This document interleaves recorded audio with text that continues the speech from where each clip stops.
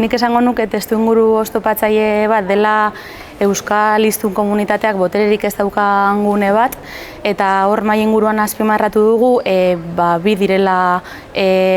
horrelako testuinguru batean egin daitezkeen gauzak. Bata da euskaraz lasai eta eroso aritzeko guneak sortzea, eta gune horiek gero eta botere gehiago izan hobe, eta bestea da atxikimenduan eragitea, kontzientzia piztean, eta hori lotzen dugu euskaratik herri berri bat, herri aske bat, herri gogo bat sortzeko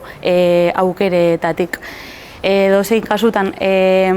testuinguru oztopatzailea ere lotu daiteke erdalduntze makina erraldoi baten metaforarekin, apur bat azaldu nahian, erabakiak daudela, hizkuntz politikak daudela